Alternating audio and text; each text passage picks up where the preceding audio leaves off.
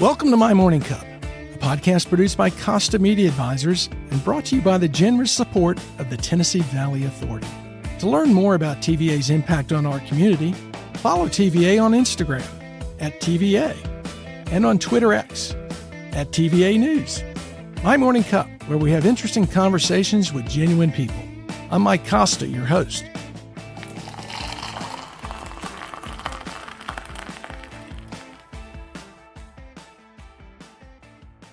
My guest this week is Bill Crawford. Bill started with Lawson Electric in 1986 and is now president and CEO of the company. Bill, welcome to My Morning Cup. Before we find out why AC/DC is every electrician's favorite rock and roll band, let me ask, what's in your morning cup? Black coffee always. My kind of guy. Yeah, I prefer to have black coffee starting at about 6:30 in the morning, and I usually drink it till around 10. Wow. So how many cups you get in, 4 or 5? Yeah, I usually fill one, drink about half of it, and it'll get cold while I'm doing something, and I move on to the next. So, do you get up early and enjoy the quiet and a cup of coffee by yourself for a while? I do. I get up about 5 a.m. every morning and kind of catch up on the news and just kind of take my time, try to get to the office around 7. Yeah. Well, you're a busy guy, and you've done a great job of building Lawson Electric, and thank you for coming in and talking about your career. You grew up here, right? Born in Chattanooga? I did. I was born in Chattanooga in 1965 and grew up just being a kid around Chattanooga back when nobody came downtown. And, what part of town? I actually grew up in Highland Park. Oh, yeah? And later went into Brainerd and eventually just kind of stayed in that side of town, East Brainerd, and enjoyed. Well, and just from what you'd said when no one went downtown, being born in 65, there's 30 years that, people were leaving Chattanooga and definitely not going downtown. So you've seen this change quite a bit, huh? Oh, yeah. Yeah, we had a good friend, one of the Hennings that owned a club downtown. We were young. We'd get off 27 and pull up to the red light at Chestnut or Broad and look down the street while the light was red, and might see a piece of newspaper blowing down the street, but you'd never see anybody. Yeah. And today it's changed so much with growth and, the aquarium and all the great things that has been developed. Well, talk a little bit about growing up in the Highland Park area. What'd you do for fun and go to high school, and kind of what were those first jobs that had an impact on you too, growing up as a teenager?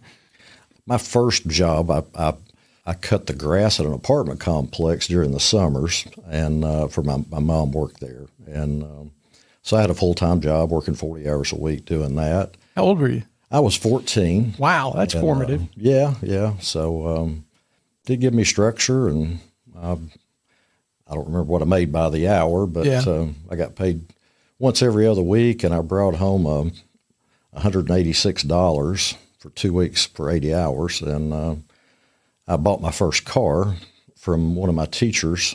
What kind of car? It was a 69 Chevelle Super Sport. Oh, man. And, what was that, like a 454 engine or something like that? 396. 396? But, I had bought it from one of my teachers that I went to Hamilton Christian Academy, and we needed a car, and I negotiated a deal with him to buy the car, and he said, well, how are you going to pay for it? Do you have the money? And I said, well, no, I don't. But I said, I'll make $186, and I'm pretty sure I can get 14 from my mom, and I'll pay you $200 every 2 weeks for the entire summer, and I paid $2,000 for the car. So that's how I got our first car, which I wasn't old enough to drive. But so you did that when you were 14, 15? Mm-hmm.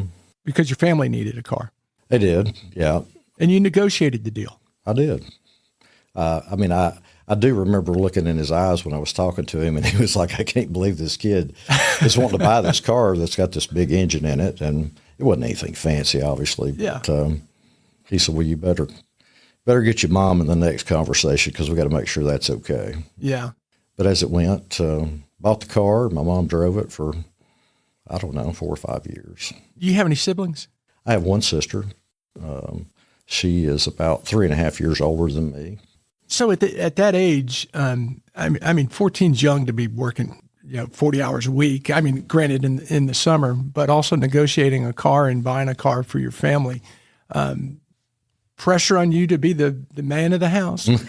Well, I never thought about it that way. I guess I knew there was a need, and that was how I was going to do my part. And probably internal pressure. I'm not saying from your mom. Yeah, no, right. Yeah. Well, I mean, I just didn't think that much of it. I wanted a car, and I think all young kids want a car, and that was a way to achieve two goals, helping my mom out and get the car. You wish you had that Chevelle today. I do. I have looked for it before. So have you? Those are great cars. I have a weakness with cars. I've owned quite a few cars. And what's your favorite? I've got a 69 Z28. Oh wow! It's all factory, and I've got a 33 Ford Coupe. It's a street rod, and I've got a 71 Ford Bronco half cab. So I'm fairly diverse in what I like. But I bet a lot of people would like to get hold of that Bronco. The Bronco's a funny story. I've owned 14 of them, and that was the first one I bought.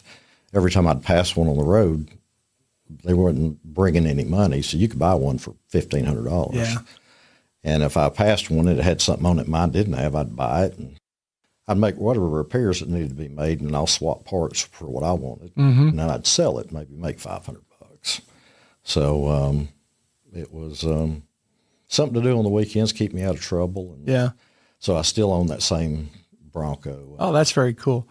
And obviously the podcast is not about cars, but I find a big interest in it. But back to being a teenager and you're cutting you're cutting an apartment complex. That had to take you a good amount of time to do that. Yeah, it was Monday morning at 8 a.m. I'd start on one end, and it would take me till Friday at would it really 4:30 to finish. By the time I mowed and weeded and swept, and so that's what you did all week. It was just a different portion of it every day.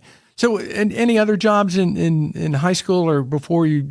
Some in the winter. I had a job at the Pruitt's grocery store in East Ridge. I worked in the produce department there, and my dad had a little business where he did additions and remodels on houses, and I would help him with that. So, what did those things teach you as a kid growing up? Well, I mean, it taught me that really once I became an adult, I needed to figure out what it is I wanted to do, and it also gave me a better understanding of, everything costs something, so you have to have a way to pay for it. So if you have an expectation to have things, you need to have an expectation that you're going to need to work and earn your money. Well, and related to that, and we were talking a little bit earlier, there's that everything has a cost, but that expectation, and when you and I were growing up, there was a big expectation to go to a 4-year college, but there's also a cost with that. And you ended up going to Chattanooga State, correct? I did. When I got out of high school, I went over to Chattanooga State and enrolled in the industrial electricity class. Had an instructor over there named Larry Dillard, and he was a very interesting guy, made it fun, learned a lot from him. And I went through that program and, worked my jobs and was fortunate enough to take what I had learned there and got a job in the summers working for an electrical contractor. So as a kid, was electrical work or electricity a thing of big interest, or was it when you got to Chat State said, this seems like it might be a pretty good path for me? Well, I guess it started in middle school.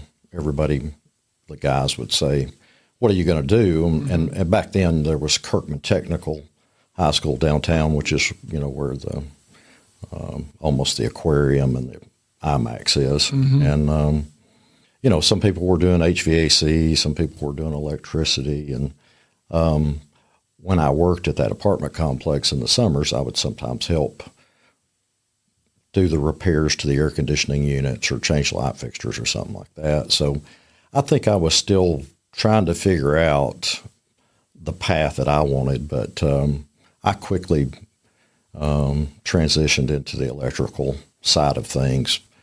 when I thought about it, and that's when I went to Chattanooga State. I got to tell you, electricity scares the heck out of me. Well, as it should, as it should. But yeah, you just, like anything, you need to understand how it works and, proper safety, and, everything's manageable. So what was the advantage for you and others who may not have considered it of going to a Chat State and learning a skill like being an electrician? Yeah. I guess I bring it kind of full circle back to, it seems we're coming back to that today. Yeah. Well, part of my classmates were, going to go to UTC and other places. And like most kids at 17, 18 years old, you really don't know what you want to do. And most kids end up picking up some kind of a subject to get started with. And almost all people change their majors as they go. And I didn't feel compelled to really do that. And when I started doing electrical work, I enjoyed doing that. And as I looked to say, what could I make doing this? What's reasonable? It was a really good living with excellent benefits, retirement, and so I think a lot of kids these days go off to a school for a 4-year degree, and then when they get out, they still don't know what they want to do. They have completed the requirements and gotten a degree, but having something to apply it to can be a challenge. And I think today's youth are finding that there's a lot of opportunities to go into the trades, pick the craft that you want to pursue, and I think they understand that they can make a really good living with excellent benefits and something that they can be proud of. I mean, I think historically there was always this stigma of a blue-collar construction worker. And, electricians nowadays can make $150,000 plus a year. And, like I say, excellent health benefits and retirement. So we were talking a little earlier about the Career Construction Academy and the AGC. And I remember a conversation we had with Leslie Gower, who was on the podcast early on. And she made a great point of a lot of kids don't understand what you can accomplish or what you can get with a trade until they come over to the AGC and see all those brand new Ford F-150s there, and they go, "Oh man, maybe I ought to consider that." Well, I think that's very true, and I think it's really important for our youth to be around positive role models, especially in their age group, because it's kind of like, okay, that makes sense versus seeing somebody now that's my age and they're like, well, I don't know how he got where he got, but it can't happen to me. But it does, and it can. Well, and that's why we wanted to do this podcast, because you started as one of those young kids who didn't really know where you wanted to go, what you wanted to do, and what it might bring you. Yeah. So the 2 years at Chattanooga State, you went through the was it industrial electrical program? Yeah, industrial electricity. Electricity. And then where's that lead you? So, I was doing that, and I was working summers at Ronnie's Electric out in Rossville, and a coworker of mine had left and went to work for Lawson about 6 months earlier. And there was a conversation, I guess, at some point, and he had shared my contact information with him, and a person at Lawson had called me and said, "Hey, would you consider coming over and interviewing with us?" And I was like, "Well, I got a good job. I like where I'm at. But I'm open to a conversation." So I went over and had that conversation, and, they ended up offering me a couple of dollars an hour, which, I was making $8 an hour, and they offered me like $10.50. And they offered me health benefits, which I didn't have as much of an appreciation for at 21 years old as I should have had, but I got them anyway. And so I left and went to Lawson, and I was there to be a residential wireman and wire new homes. And so what's the training process through there? You've already gone to Ronnie's. Is it an apprenticeship program? Did you go through that when you were at Ronnie's Electric, or was that part of your Lawson training?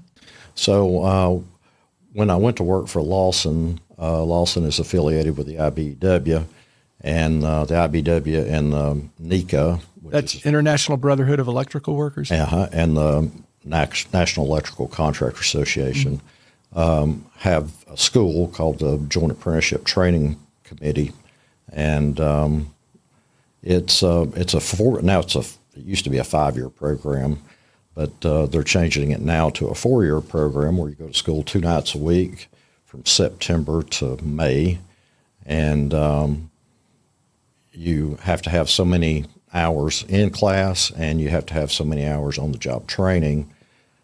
Based on that, passing all their tests, at the end of that 4 years, you become a licensed journeyman wireman, which gives you the ability to travel anywhere in the United States and work for another union contractor. Are you doing this simultaneously while you're working for Lawson, so you're working days and doing the class at night, or are you going to the training program exclusively, and are you being paid to do all this? So I did this in parallel to working, but I'd get up and be at work at 7:30 in the morning and get off at 3:30 in the afternoon. School started at 6 on Tuesday and Thursday, and it was from 6 to 8:45. We were not paid to go to school. We had to pay for our books, but the classroom and instructors were free to us, and it was a very disciplined school that required you to, study and do your work, and you weren't allowed to be late or miss time, and they'd fail you pretty quick if you started that. So well, and I would imagine in dealing with something like electricity, they're pretty serious about it too, because it's life and death. Sure. Yeah. How old were you at this time?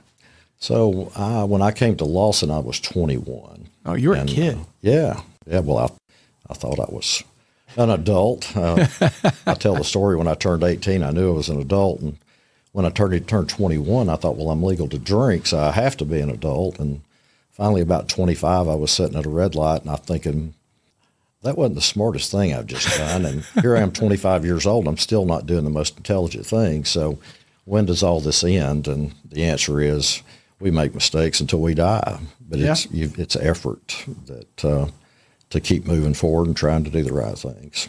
So when you went through the Joint Apprenticeship Training Program, you started at 21 and finished up when you were 25, or you got out at 21? I actually didn't get in immediately. There's a big demand for that class. They usually interview about 600, and they only accept 100. Oh, wow. So I didn't apply for it my first year and a half, but I ended up starting in 87, and I graduated in 92. Do you have to have someone like Lawson Electric sponsor you, or if there's a young person listening to this podcast and they're not really sure what they want to do, can they just kind of apply independently? They can apply. They can go out to the JTC, which is located on Volunteer Drive on 153 in Bonnie Oaks, and they can make an application there.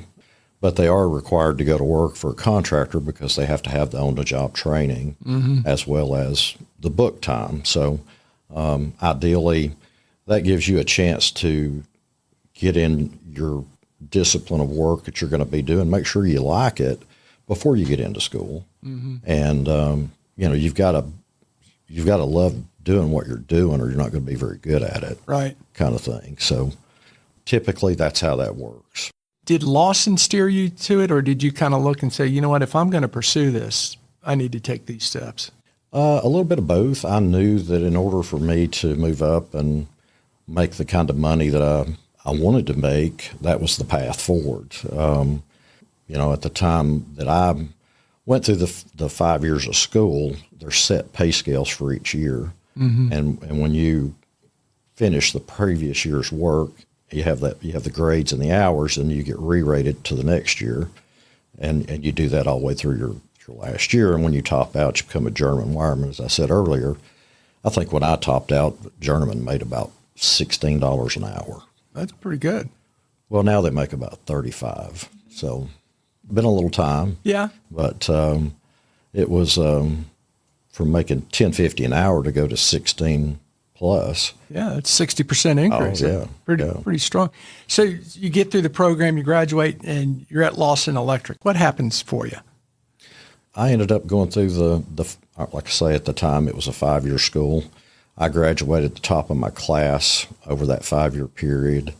And I became a superintendent, a foreman for them, and by that time I had merged over and got into the industrial side of the electrical work. And, I was trying to learn how to run bigger jobs, and I had moved into that side, and, I was kind of thinking that I would, go to these larger and larger projects because they're more challenging and more technical, and, I wanted to learn more. So I ended up doing a couple of projects in Dalton, Georgia at some of the carpet mills. And in the projects at the carpet mills, you guys were installing textile machines. Would that be the specialty? Well, the most of what that I did at the time was extrusion equipment, where they'd take the resin pellets and they would melt them and turn them into yarn and put them on a bobbin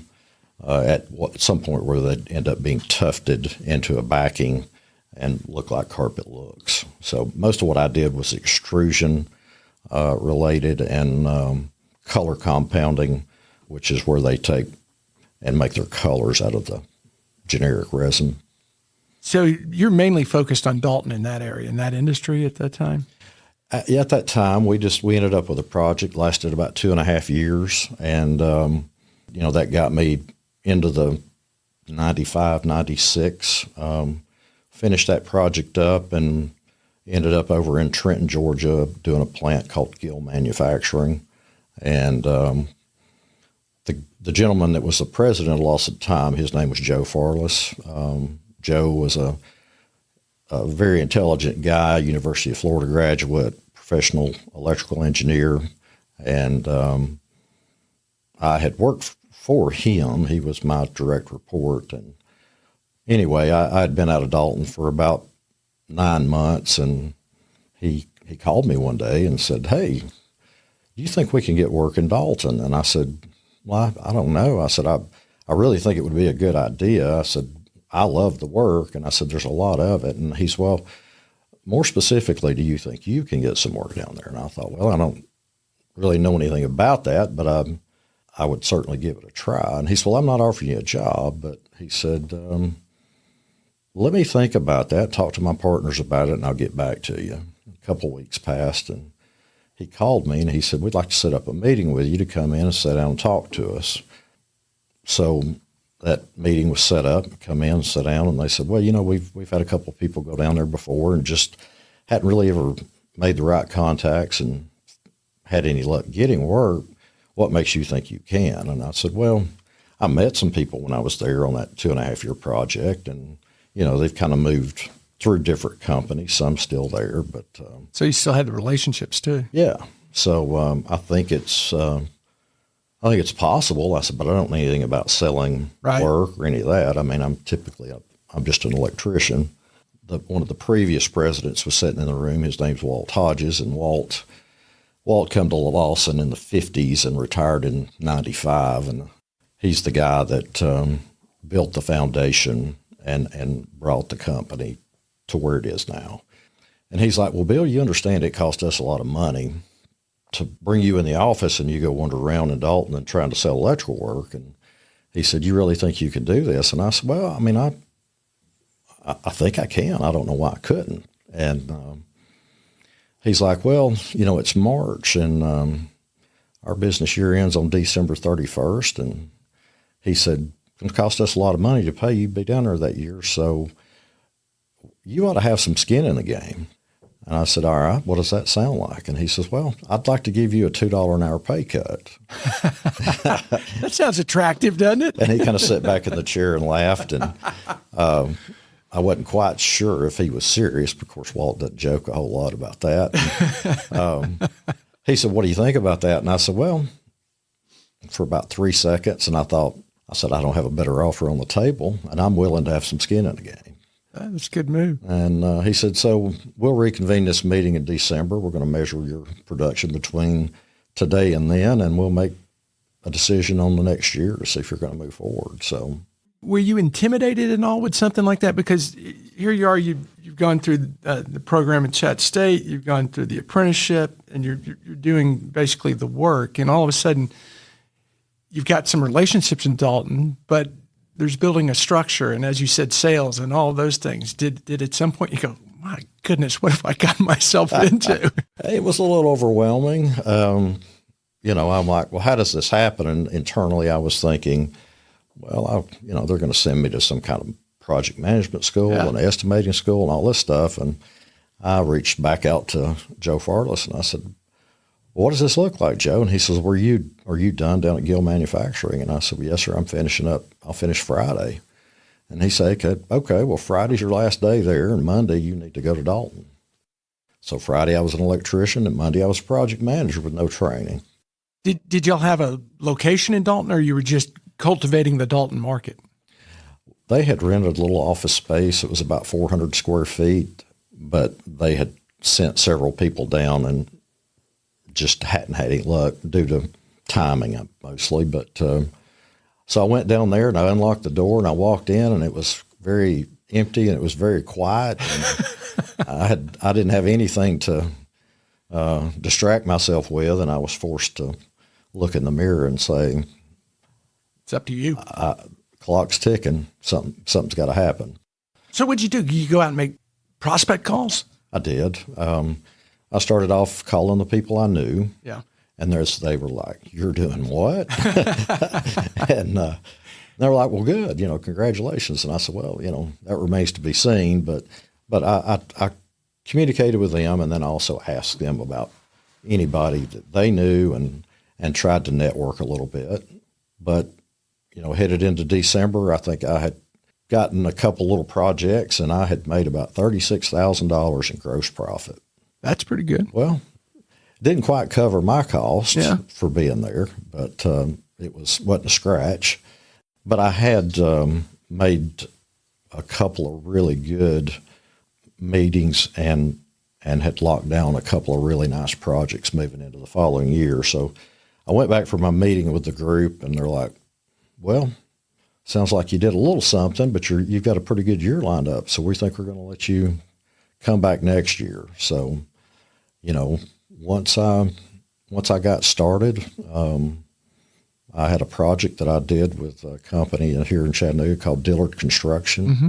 And Steve Dillard was probably one of the most disciplined people that I know. He's all business, and I was negotiating a project for a plant out here in Tiftonia called Burner Systems, and they had 3 different locations, and they were bringing them all back here and putting them in one facility. So we helped them design the electrical layout and priced it. And of course we had competition, and they set us down in the same room with their competition and said, it's a pretty big job. How are you going to do it? What's your plan? And so we had to talk about that. And then they asked us with us both in the room, how do you plan on executing on this job? Which, Lawson's strength has always been its people. And the fact that it's been around since 1925, it had quite a reputation. So we won the project, and I was able to do that project. It was very successful, and one thing led to another, and we were off to the races. How important were those relationships you established in Dalton, North Georgia, to the success you had in building that basically book of business? Well, it was everything, because the people today, when I went into an extrusion plant down there were people driving Heisters, and there were little production managers, and there were different kinds of managers, and there were people working on the lines. And, fast forward in time 7 years, and all those people had moved up. So my brain hadn't quite accounted for all the people I know and how they might move up and how that might help me create my business, but it was everything. So, yeah. And I'd imagine you still have a lot of those relationships today. I do. I used to pride myself on, I told one of my new customers, I said, if you'll let me do this job for you, I'll always do your electrical work. And he went, oh, yeah, that's a pretty big statement. He said, how do you know that? And I said, we've got the best people. We do the best work, and we'll do it at a very good price. So why would you need somebody else? Yeah. I mean, we're here for you for the long run.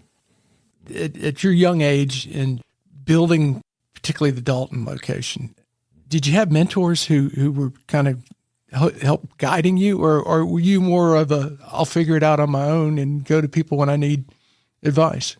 Well, I had people there to help me, but just as the same as it is today, everybody's busy. Yeah. So nobody had time to stop and just go side by side and mentor me for a year. Yeah. So, I had the luxury of calling and asking questions, and we're going back into the 90s, so you couldn't text anyone, could you? Didn't have a cell phone. They were out there too expensive to have. Had a pager. Yeah. And it ended up being the best thing that ever happened to me, because I had to figure it out on my own. Yeah. And even though I didn't have somebody sitting there with me telling me what to do, I knew that I had a resource should I need to call. But it also forced me, on the other hand, to think and plan and do that with a process of trying to say, I know how to do electrical work. How would I do this? And so I didn't have any, I could have had a project manager that was lazy and had bad habits, and I could have learned from him and been just like him. But in this sense, it was me. So all the pressure was on me, and I was focused. Is that something that came natural to you, or you kind of had to learn trial and error? I mean, and what I mean by that is, as you were a kid growing up, were you always kind of a process guy and looked at things practically and how am I going to get this done? Well, if you ask my mom, she'd probably say something to the opposite. But I love to take things apart and put them together, and mainly just take them apart. But I don't know. I just think it's something that's inside you. Yeah. It ended up being a big part of my success. So you get Dalton going. What happens in Dalton? How big you get it? Well, so we start off with nobody, and by the end of the first year, I had 2 guys, and I had that large project at Burner Systems start up, and I ended up with about 20 guys on that. Now, that project was in Chattanooga, but in the meantime, I picked up some projects in Dalton, and by the end of the first year, I think I had about my first full year, I think I had around 35 people. Wow, that's quick growth. From 96, moving into the early 2000s, I ended up growing that office into about 100 full-time employees, being electricians. I had hired an office assistant and brought a couple of people in from the field, just like I had done myself. I always picked people that were better at things that I wasn't. So if I needed somebody that was controls oriented for automation, I picked the best guy I had, and I brought him in the office, and I said, you're going to handle this. And it would free me up to sell. So I would go sell more, and I would delegate. And then when I reached a point, I'm like, I'm going to start transitioning part of this work to Jim, and I'm going to keep selling.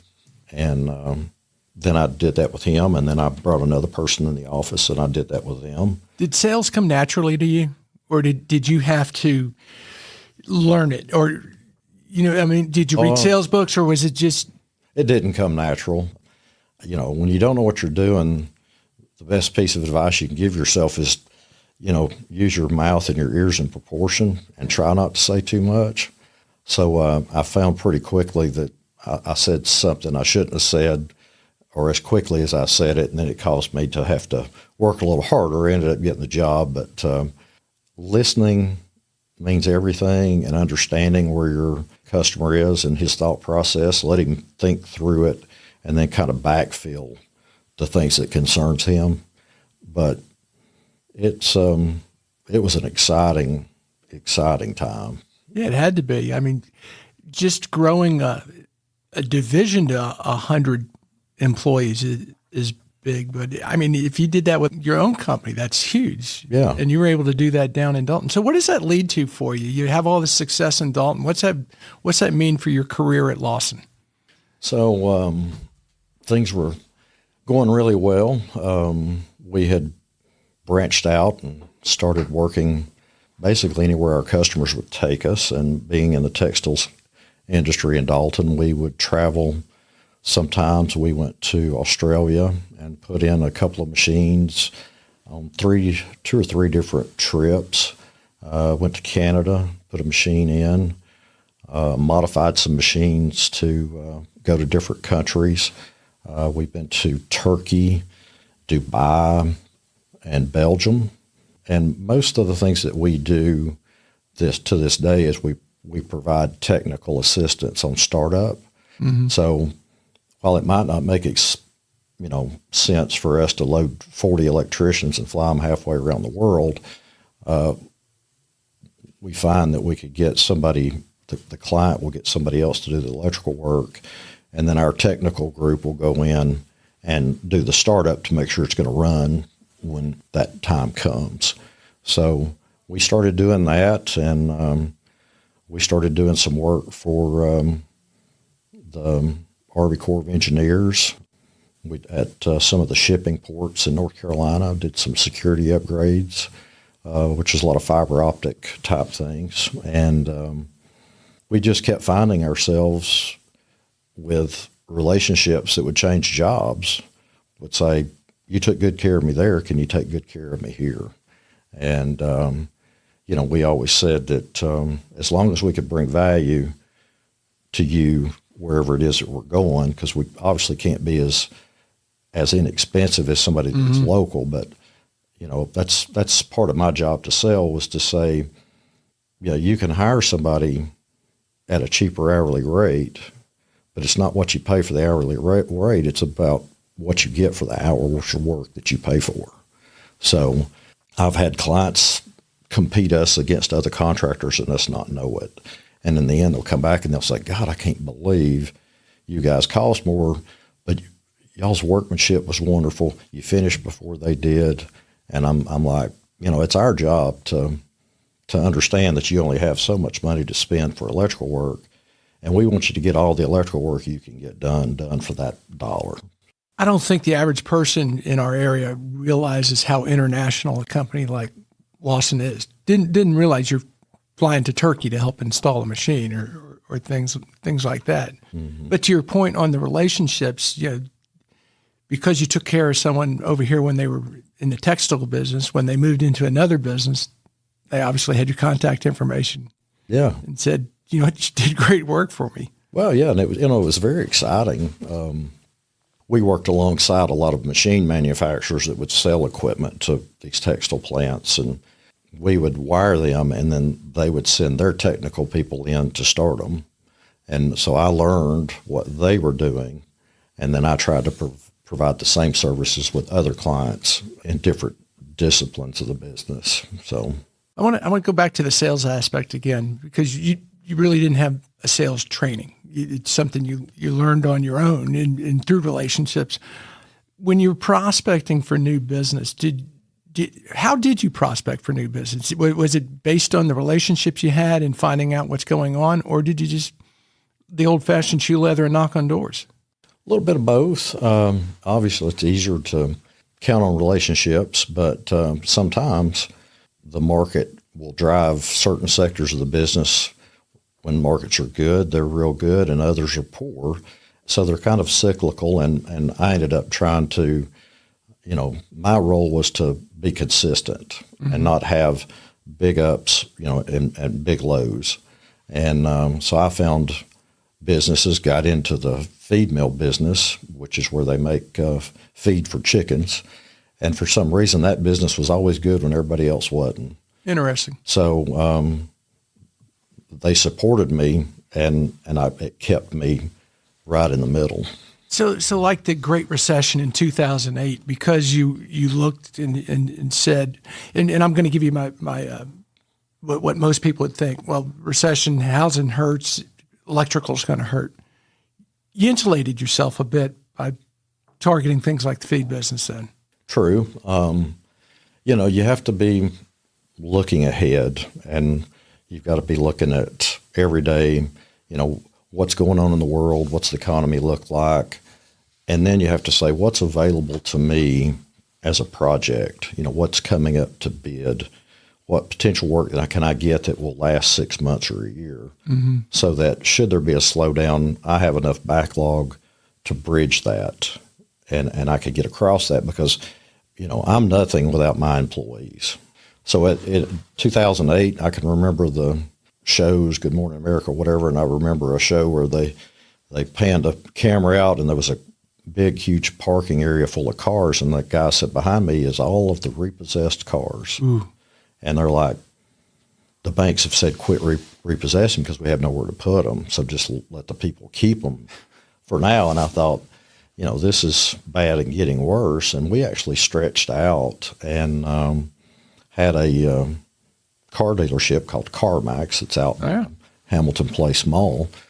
It was coming to town, and it was with a general contractor out of Atlanta, which is, I think, where they're based. He reached out, wanted us to price it because he had heard our name. And I worked real hard with him because I seen that project was going to be about 14 months, and I identified it as had to have it.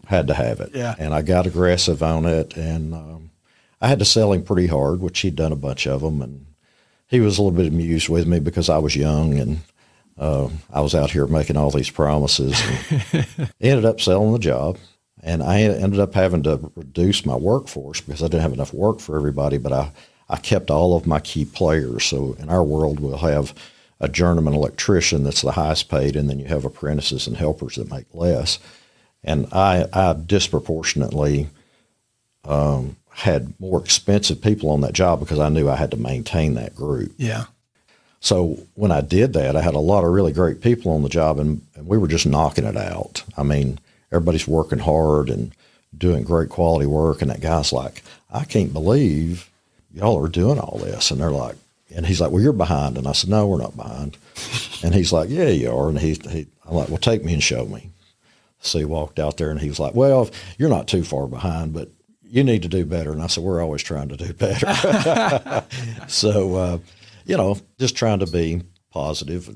Well, that's an important lesson, though. I mean, the headwinds were really strong in 2008. To be able to say, look, if I'm going to keep my crew together, I got to get some business that's going to last a while.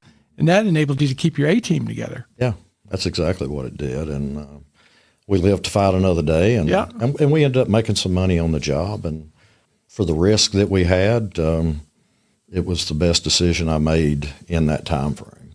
How does your career progress at this point? Because what I want to go back to is you start out as a journeyman, and all of a sudden you're rising through the company. So where are you at this point? So I didn't have a title at that point and didn't really care about it, but I don't get the sense you did care about the title. No. But I things were starting to come along, and people were like, well, what are you? And I'm like, I'm a project manager, and set it on my card. And I remember calling Joe Farless one day, the president of the company at the time, and I said, Joe, I'm having a problem getting a little bit of traction because people identify whether or not you're a decision maker based on what your title is. And I'm like, what should my title be? And he said, Crawford, you can have any title you want as long as you make money. And he said, you can be the president of the North Georgia operation. And I learned right then I was creating something that probably really didn't exist. And but that's one way I learned about what was tangible, what meant something, and what didn't. Yeah. And if I did my job and I sold hard, it didn't matter if I was the floor sweeper. So, things was moving along really good. Our base was coming up. Market got back on track. We started doing laminate floor plants for Shaw Industries, did a huge project with them. And, everything was taking off, and we had tried to create a diverse business with textiles, feed mill, and a couple of good general contractors. So we had a steady flow of projects. And we had rented a bigger space and built a new office inside of it, had a little warehouse area, and things were going good. And one day, Mr. Farless called me and he said, "Crawford, what do you want?" And I went, "What are you talking about?" And he said, "Well, what do you want?" At Lawson, I mean, what is it that you want? And I stopped and I thought, why is he asking me this question? And I said, well, if I could have anything I want, I'd make what you make. And it got quiet. And he's like, well, I think everybody'd like to do that. There's a lot of hard work comes between there and there. And I said, well, I think I'm carrying my weight. And good for you. I said, you asked me what I wanted. That's what I want. So then we got into talking about having to buy stock and what that cost and how long it would normally take. And he's like, that could be like a 7-year deal. And I'm like, I want something sooner. Well, really? He said. I'm like, yeah. I understood the time value of money, and I knew that the sooner I become a partner in the company, the price would be, irrelevant. Right. And he's like, well, I need to talk to my partners, and he did. And then we had a meeting, and I ended up becoming a shareholder in 98, and I became a partner 2 years later in 2000. I worked to continue to expand our Georgia operations, and somewhere around 2013, somebody said Joe Farless had met him for something, and he's like, you're probably going to be the next president of the company after Ryan. Mm-hmm. And I'm like, no, I mean, that doesn't make sense. And he's like, I'm serious. I just kind of dismissed him. And when Joe left, Ryan Crimmins, yep. Which is a great guy and took us to a lot of new places and helped us develop. He became president, but about 2014 or 15, Ryan said, my retirement's coming, and are you interested in this job? And I said, not really. And he went, what? And I said, well, I'm in Georgia. I'm in the face of Lawson, and that. Yeah. I don't know that it makes sense.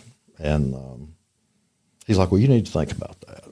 And I did. And it came up again, and I turned it down again.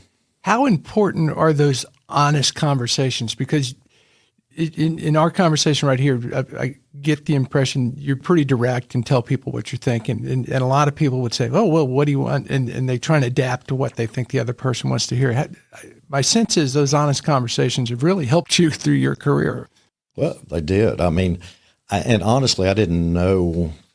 I didn't have an ulterior motive. I wasn't trying to get anywhere. And when I asked, it was like, I need to be just as blunt as I can be because, he asked. I didn't pursue. And I felt like at the time that I was working as hard as anybody. And I knew that my profitability was as high as anybody in the company at this point. Yeah. So why not? I mean, tell me why not. So what turned you from, I may not be the right guy because I'm in North Georgia, I'm the face. What turned you to say, I might be interested in that? I think I had to look within and realize that typically I'm the guy that I'm not worried about titles. I'm not worried about that kind of thing. And I'll push people to tell me why it is I really need to do something instead of assuming that I should on my own. And I think a couple of conversations and finally I thought, I've checked all the boxes. I got where I've got on my own. I know how to do it. And while running the business side of the company will be far different, I've never known comfort. All I've ever known is change. And but that change challenges me. It's made me a better person. And so I accepted the role in about 2015, and in 2017 I was voted president and CEO of the company by the shareholders. That's got to be not just for yourself a great feeling, but here's a company that was founded in 1925. You're coming up on your 100th anniversary, and you literally went through starting at the beginning to leading the company. Well, yes, but I never thought about it. It never crossed my mind. And I would also imagine that for a company like that, for people to see that leadership comes from within and they promote from within. That's got to be very good for the morale of the company and other people, let's say someone younger starting today saying, you know what, it is possible. Mm-hmm. Yeah, I mean, it's a great story to tell. While I was living it, I wasn't paying attention to it. I was just working hard and doing my job. But and that's a pretty good attitude to have, though. Yeah. You know, don't worry about all this ancillary noise. Just do your job. Mm-hmm. So good things happen. I hear that now. I mean, I'll be going through our prefab shop, and somebody will walk up, and it'll be a new employee maybe, and somebody will introduce me, and you know, they'll say, he started here just like you, and now he's the president of the company, and that speaks volumes to the company. Well, it adds to your reputation as a place that people want to work and grow their careers. One thing, before I get to the last question, tell me a little bit about Dragon Wings. I read a little bit about Dragon Wings, and I'm just fascinated by it. Well, Dragon Wings is a portable solar array, meaning that it's a device that's about the size of a shipping container. It's not in a shipping container, but it's that size. It's built to that specification so that it can be stacked and transported on an overseas shipping type boat. But it's a device that stores electricity. It'll make 60 kW of 208 volt three-phase power, totally by being charged from solar panels. It's the only one that I'm aware of that is completely self-sufficient, and meaning you take this device, it's around 8 feet wide, 20 feet long, and 8 feet tall. You walk up to the end of it, you push a button, and the walls come out, and it goes from being 8 feet wide to 82 feet wide. Wow. And it does it with some scissors that basically when it's expanded out, the top of those wings are covered with flexible solar panels. And they collect the sun like any other solar panel, but they charge a 75 kVA or kW Tesla car battery that's built within the assembly. So you can use this power, you know, during the day while the sun's out.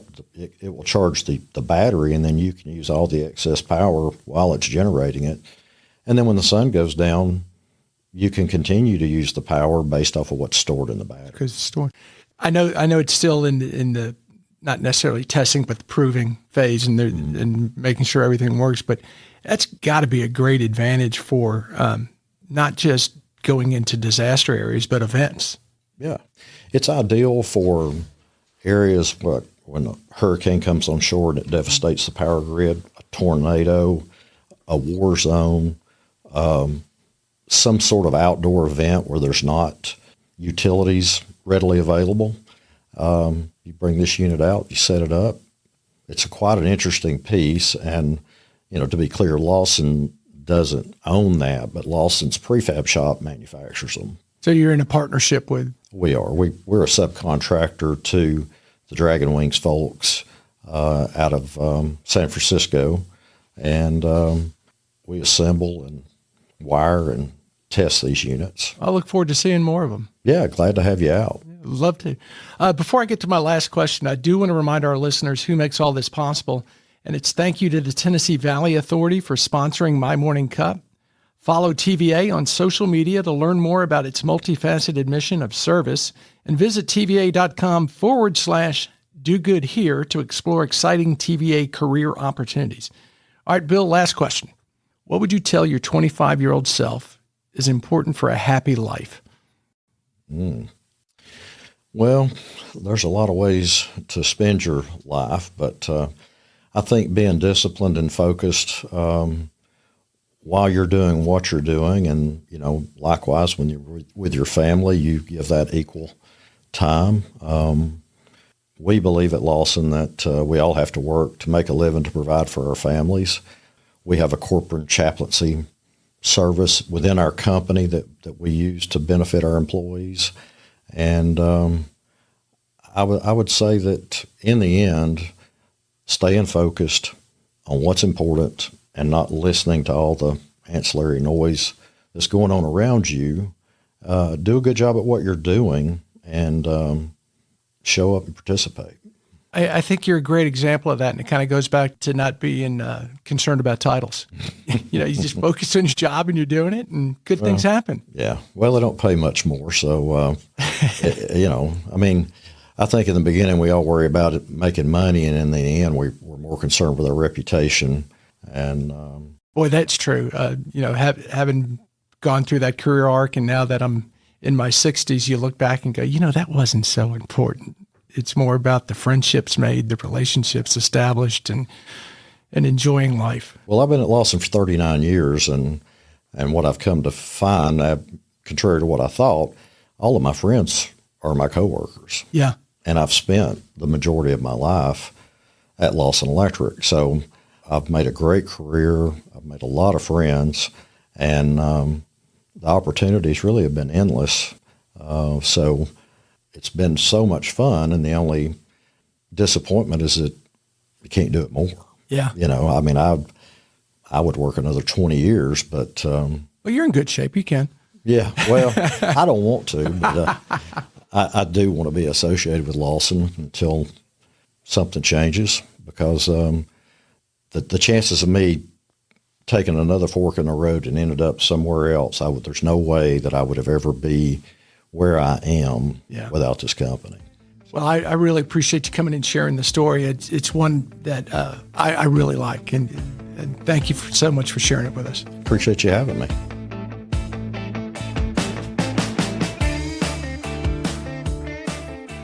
Thanks for listening to My Morning Cup, a podcast by Costa Media Advisors.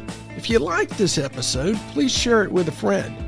I release a new episode each week, so be sure to subscribe on Spotify, Apple, Google, or wherever you listen to podcasts.